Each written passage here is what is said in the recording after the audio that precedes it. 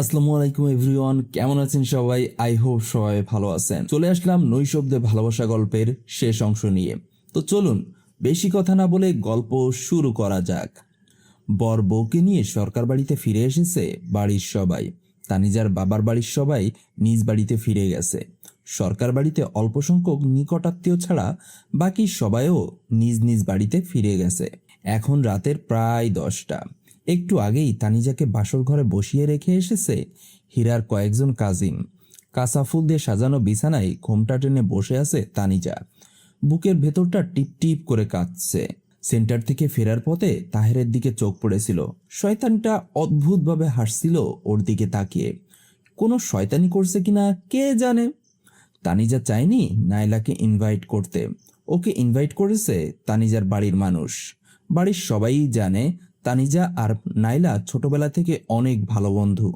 তানিজা বাড়ির কাউকে নিষেধ করতে পারেনি ওকে ইনভাইট করতে, কারণ যদি নিষেধ করে ওকে ইনভাইট করতে তাহলে তো সবাই এর কারণ জানতে চাইবে। তানিজা যেখানে ছোট ছোট অনুষ্ঠানেও নাইলাকে ইনভাইট করে, সেখানে ওর বিয়েতে কেন ইনভাইট করতে নিষেধ করেছে এর কারণ তো ওকে বলতে হবে। তখন কি বলতো তানিজা? তাই আর বাড়ির কাউকে কিছু বলেনি। নাইলার তো বিয়ে হয়ে গেছে, যদিও ঘরোয়াভাবে বিয়েটা হয়েছে শুধু। নাইলার বড় ভাই দেশে ফিরলে বিয়ের আয়োজন করা হবে। জামাই ছাড়া কিভাবে বিয়ে খেতে আসবে নাইলা, তাই ওর জামাইকেও সঙ্গে নিয়ে এসেছিল। বিয়ের ইনভাইট করার জন্য কল করার পর নাইলা বিয়ের কথা জানতে পেরেছে তানিজার বাড়ির সবাই। ঘরোয়াভাবে বিয়েটা হয়, কাউকেই জানানো হয়নি সেভাবে। হীরাকে এখনো ড্রয়িং রুমে দেখে নাজিমুদ্দিন সরকার ছেলের কাছে এগিয়ে আসেন। চেহারার দিকে তাকিয়ে বুঝতে পারেন কিছু একটা হয়েছে। হীরা, কিছু কি হয়েছে? হীরা স্বভাবসুলভ গম্ভীর স্বরে বলে, না, কি হবে? এখনো রুমে না গিয়ে এখানে কেন? এই তো যাচ্ছি। বাবাকে আর কিছু বলার সুযোগ না দিয়ে রুমের দিকে এগিয়ে যায় হীরা। পেছন থেকে তাকিয়ে রইলেন নাজিমুদ্দিন সরকার।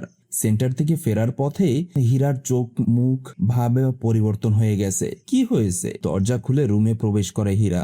একবার বিছানার দিকে তাকিয়ে দরজা লাগিয়ে দেয়। হেঁটে এসে দাঁড়ায় ড্রেসিং টেবিলের সামনে। ফোন থেকে ওয়ালেট, হাতের ঘড়ি সব রাখে ড্রেসিং টেবিলের উপরে। তারপর এসে দাঁড়ায় আলমারির সামনে। ভেতর থেকে ট্রাউজার আর টি শার্ট বের করে ওয়াশরুমে প্রবেশ করে। তানিজার ঘোমটার ভেতর থেকে চোখ তুলে ওয়াশরুমের বন্ধ দরজার দিকে তাকায়। কি হলো এটা? নড়াচড়া না করে আগের মতোই বসে রইল। বেশ অনেকক্ষণ পর ওয়াশরুম থেকে বেরিয়ে আসে হীরা।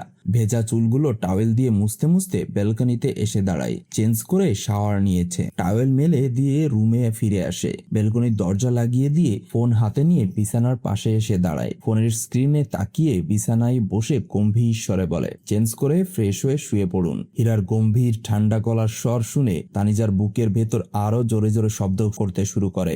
এক মুহূর্ত দেরি না করে বিছানা থেকে নেমে দাঁড়ায়। সুটকেস খুলে ভেতর থেকে শাড়ি, ব্লাউজ, পেটিকোট আর টাওয়েল বের করে নিয়ে ওয়াশরুমে প্রবেশ করে। হীরা পুরো বিছানায় একবার নজর বোলায়। বিছানার উপর থাকা ফুলের পাপড়িগুলো তুলে ফেলে দেয় একপাশে। মেইন লাইট অফ করে ডিম লাইট অন করে উপুড় হয়ে শুয়ে পড়ে নিজের জায়গায়। তানিজা ওয়াশরুম থেকে বেরিয়ে এসে ডিম লাইট জ্বলতে দেখে বিছানার দিকে তাকায়। হীরাকে উপুড় হয়ে শুয়ে থাকতে দেখে চোখ সরিয়ে সোফার দিকে তাকায়। হাতে থাকা নিজের শাড়ি আর হীরার শেরওয়ানি সোফার উপরে পড়ে আছে। টাওয়েলটা রেখে দিয়ে স্থির হয়ে দাঁড়িয়ে বিছানায় শুয়ে থাকা হীরার দিকে তাকিয়ে থাকে। হীরার এমন আচরণের কারণটা কি? সেন্টারেও তো বেশ অন্যরকম লাগলো, হঠাৎ কি এমন হয়ে গেল? আধা ঘন্টার মতো দাঁড়িয়ে থাকার পরে ধীর পায়ে এগিয়ে আসে বিছানার কাছে। হীরা ঘুমিয়ে গেছে কিনা বুঝতে পারছে না, হয়তো ঘুমিয়ে গেছে। নিজেও বিছানায় উঠে শুয়ে পড়ে কিনার ঘষে।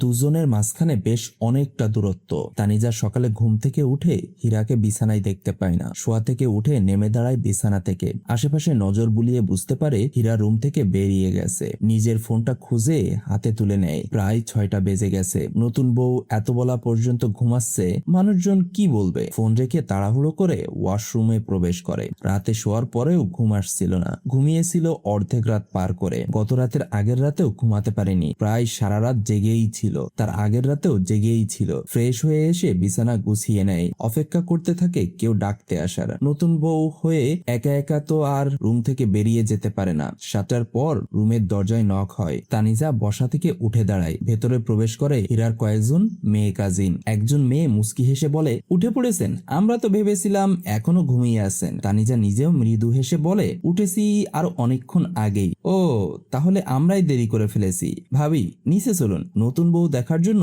অনেকেই অপেক্ষা করছে। তানিজা শাড়ির আঁচল আরেকটু টেনে চারজনের সঙ্গে রুম থেকে বের হয়। নিচে নেমে এসে সকলকে উদ্দেশ্য করে সালাম দেয়। নতুন বউ দেখে সবাই প্রশংসা করে। হীরা বাড়ির ভেতর প্রবেশ করছিল, তানিজার সঙ্গে চোখাচোখি হয়ে যায়। সঙ্গে সঙ্গেই আবার দৃষ্টি নামিয়ে নিয়ে রুমের দিকে এগিয়ে যায়। নাজিমুদ্দিন সরকার ছেলের পেছন পেছন বাড়িতে প্রবেশ করেন। ওনার 2 হাত ভর্তি টাটকা বাজার। ওনার পেছন পেছন আরো কয়েকজন বাজার হাতে প্রবেশ করছে। হাতের বাজার রেখে এসে তানিজার পাশে দাঁড়িয়ে হাসি মুখে বলেন, ছেলের বউ কেমন দেখলেন সবাই?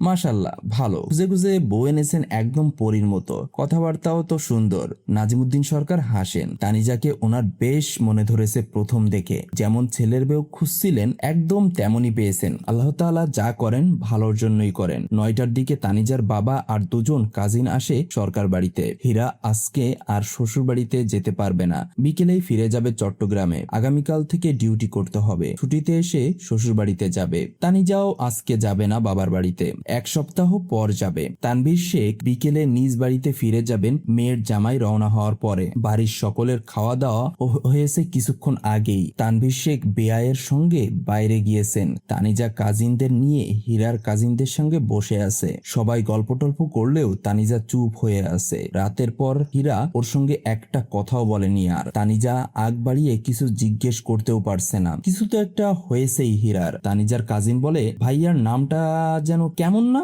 বেশ ইউনিক আর আনকমন। এই নাম কে রেখেছে? একজন বলে, দাদি নাকি রেখেছিল শখ করে, তাই নাম পরিবর্তন করা হয়নি। আর দাদি কোথায়? ওনাকে তো দেখলাম না এখনো। দাদি মারা গেছেন অনেক বছর। আমরা কেউ দাদিকে দেখিনি, শুধু ভাইয়া দেখেছিল। এই কারণেই আরো দাদির দেওয়া নাম পরিবর্তন করা হয়নি। এই নামের মধ্যে তাহলে ইমোশন জড়িয়ে আছে, বলা যায় এমনই। নামটা কিন্তু সুন্দর, হীরামানিক, আমাদের হীরা ভাই। সবাই হেসে ওঠে শেষের কথাগুলো বলার ধরন দেখে। তানিজা চুপচাপ শুনছে সকলের কথা।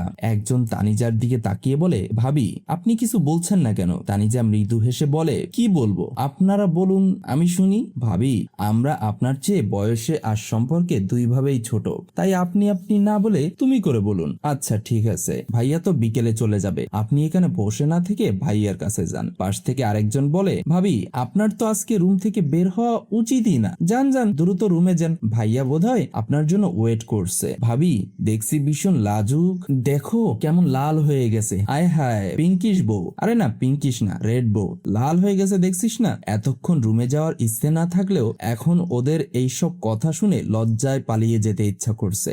বসা থেকে উঠে রুমে দ্রুত পায়ে হীরার রুমের দিকে এগিয়ে যেতে শুরু করে। পেছন থেকে সবাই হুহা করে হাসছে। রুমে এসেই দেখে হীরা চেঞ্জ করছে বলতে করা শেষ প্রায়। এখন শার্টের বোতাম লাগাচ্ছে।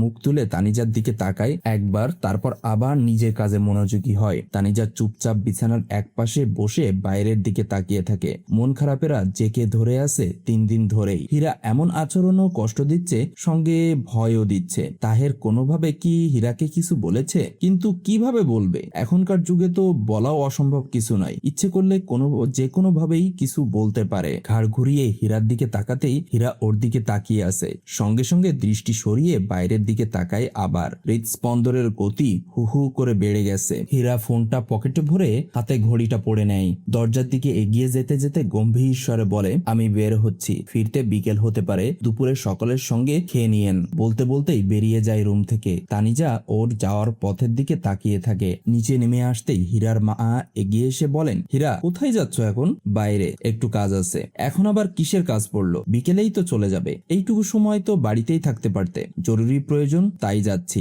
আসছি। হীরা দুবদা পা ফেলে বেরিয়ে যায় বাড়ি থেকে। পেছন থেকে তাকিয়ে রইলেন মা। ওনার এই ছেলেটা বড় অদ্ভুত হয়ে গেছে। কখন কি চলে মনের ভিতরে কেউ বুঝতে পারে না, বোঝার সাধ্য নেই কারো। রহস্যময় একটা মানব এই ছেলে। তানিজা দুপুরের খাবার বাড়ির সকলের সাথেই খেয়েছে। খাওয়া দাওয়া সেরে রুমে ফিরে এসেছে বিশ্রাম নেওয়ার জন্য। মনের মধ্যে খসখস করছে সেই রাত থেকেই। হীরা কোথায় গেল? বাড়ির কাউকেই বলেনি কোথায় গেছে। চোখ বন্ধ করে শুয়ে থাকতে থাকতে ঘুমিয়ে পড়ে। 4টার পর বাড়িতে ফিরে আসে হীরা। রুমে এসে দ্রুত ফ্রেশ হয়ে খাবার খাওয়ার জন্য আবার নিচে চলে যায়। বাড়িতে ফিরে তানিজাকে দেখতে পায়নি, হয়তো কোনো রুমে বসে বসে আছে। তানিজা কথায় কথায় জানতে পেরেছে 2 বছর আগে নাকি হীরার বিয়ে ঠিক হয়েছিল। মেয়েটার ছবি ফেসবুক থেকে খুঁজে বের করে তানিজাকে দেখিয়েছেও হীরার কাজিন, সঙ্গে ইচ্ছে মতো গালাগালি করেছে মেয়েটাকে। ওই মেয়ের রূপ সৌন্দর্য তানিজার ধারের কাছেও নেই। বিয়ের ঠিক 2 দিন আগে মেয়েটা পালিয়ে গিয়েছিল বয়ফ্রেন্ডের সঙ্গে। দুই পরিবার বিয়ের সব আয়োজন প্রায় করেই ফেলেছিল। সরকার বাড়ি নানান রঙের বাতি দিয়ে সাজানো হয়েছিল। অনেক আত্মীয় স্বজন বাড়িতে চলে এসেছিল। জাঁকজমক হইহুল্লোড় লেগেই ছিল বাড়িতে। তারপর হুট করে সব ফিকে হয়ে যায় মেয়ের পালিয়ে যাওয়ার খবরে। হীরাও বিয়ের ছুটিতে বাড়িতে এসেছিল সেদিন রাতেই। এসেই জানতে পারে হবু বউ পালিয়ে গেছে। এরপর আর হীরাকে বিয়ের জন্য রাজি করানো যায়নি। ওই মেয়েটাকে হীরা নিজেই পছন্দ করেছিল, যদিও ওই বিয়েটাও ঘটকের মাধ্যমেই হচ্ছিল। পড়াশোনার চাপে কোনোদিন কোনো মেয়ের দিকে তাকানোর ফুরসত হয়নি। জীবনের প্রথম কোনো এক মেয়েকে পছন্দ করেছিল, সেও আরেক লাঙের হাত ধরে পগার পার হয়ে গেল। শয়তান বেডি, যদি লাং একটা থেকেই থাকে তাহলে বিয়েতে রাজি হইলি কেন? এই কথাগুলো শুনে মুস্কি হাসে তানিজা। মেয়েটা দারুণ মজার, এর সঙ্গে কথা বললে না হেসে থাকা দায়। 2 বছর পর অনেক কাঠখড় পুড়িয়ে হীরাকে বিয়ের জন্য রাজি করানো গেছে। হীরার স্বভাব চরিত্র, আচার ব্যবহার সম্পর্কেও তানিজার জানা হয়ে গেছে ইতিমধ্যেই। কাজিনের ডাকে দরজার দিকে তাকায় তানিজা। আপু, হীরা ভাইয়া এসেছে, তোমাকে যেতে বলল আন্টি। তানিজা বিছানা থেকে নেমে রুম থেকে বেরিয়ে আসে। বুকের ভেতরটা ধুকপুক করছে। নিচের দিকে যেতে নিলে তানিজার কাজিন বলে, ভাইয়া তো রুমে গেছে, তোমাকেও রুমে যেতে বলেছে। তানিজা ঘুরে রুমের দিকে এগিয়ে যায়। হাত পা ঘামতে শুরু করেছে। অস্থিরতার জোরে জোরে শ্বাস নিচ্ছে। ধীর পায়ে রুমে প্রবেশ করে। হীরা ব্যাগ গোছাচ্ছে। চোখ তুলে একবার তাকিয়ে আবার গোছানোতে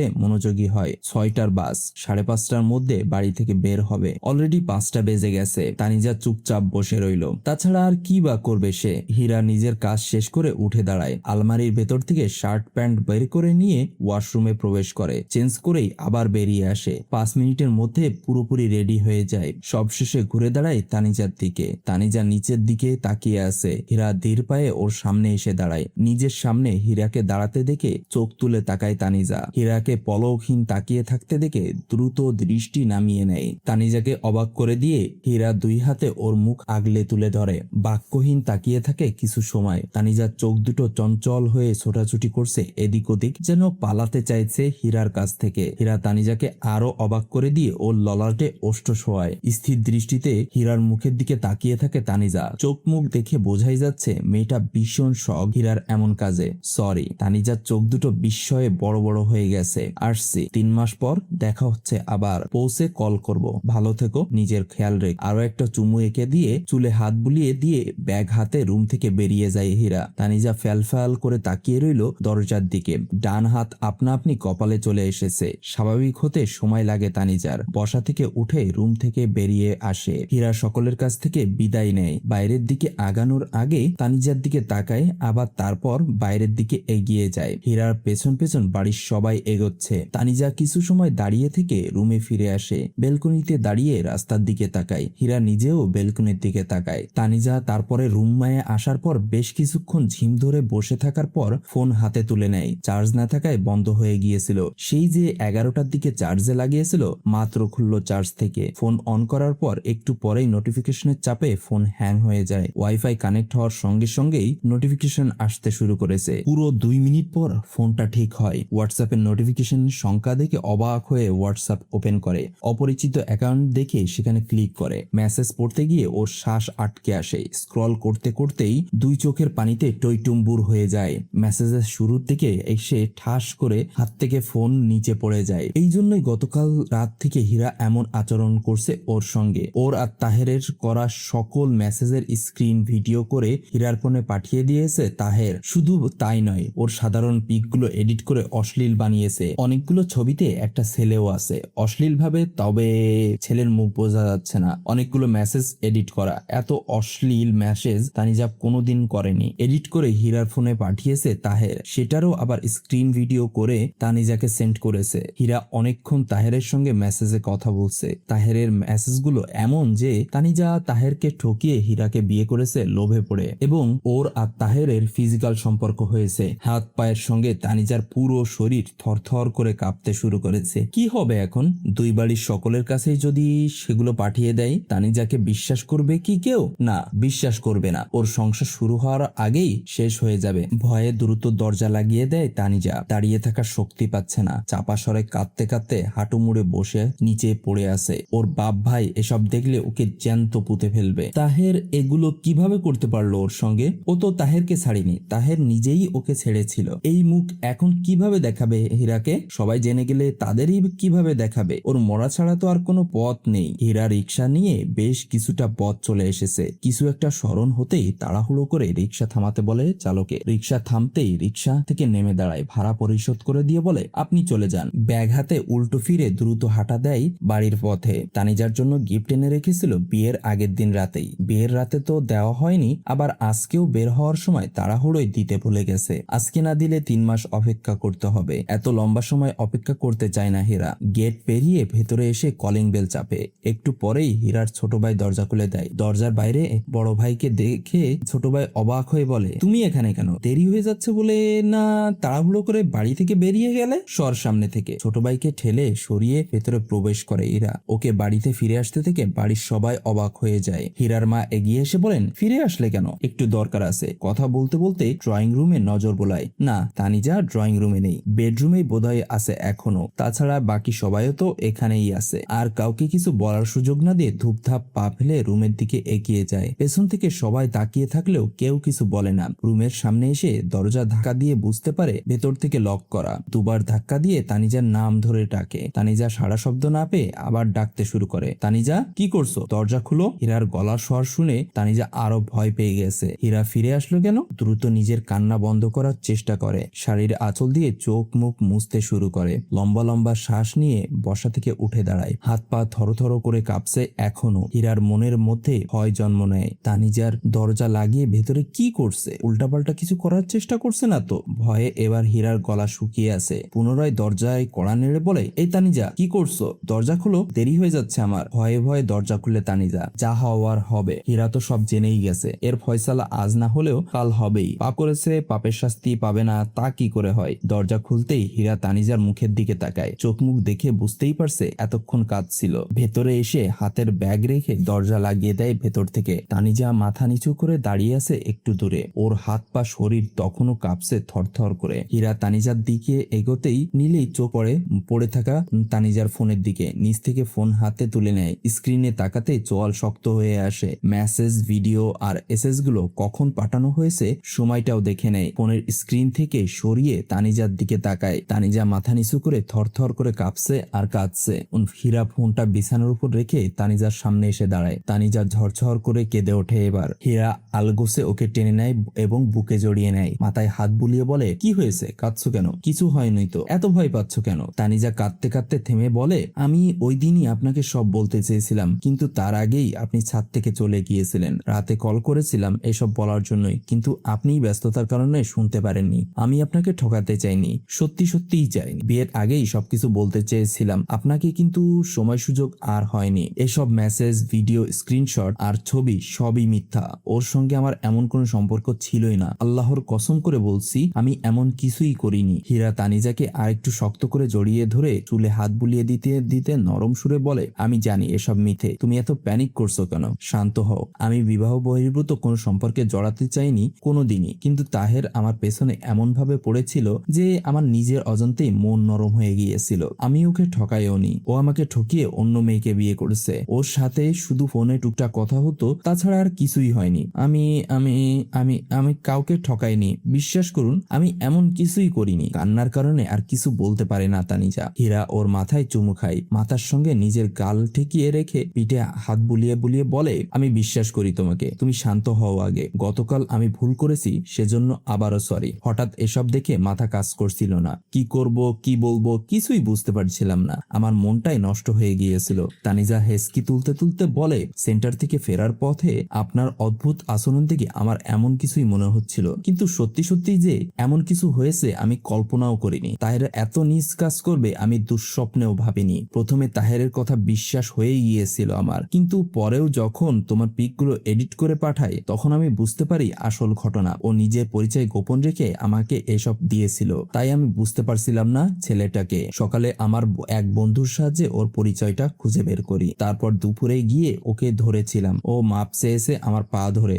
এরপর তানিজা বলে ও যদি আপনার আর আমার ফ্যামিলি মানুষের কাছে এসব পাঠিয়ে দেয়, আমি এই মুখে কাউকে দেখাতে পারবো না, আমি তো মরেই যাব। পাগলের মতো কথা বলছো কেন? উল্টাপাল্টা কিছু করার চিন্তাও করবে না কোনোদিন। ওর ফোন থেকে সবকিছু ডিলিট করে দিয়ে এসেছি। বাড়ির কাউকেই কোনো কিছু পাঠানো তো দূর, কোনোদিন তোমার ফোনে আর একটা মেসেজ পাঠালেও ওর হাড় গুঁড়ো করে দিয়ে আসবো। আমি কি জিনিস সেটার ডেমো দেখিয়ে এসেছি।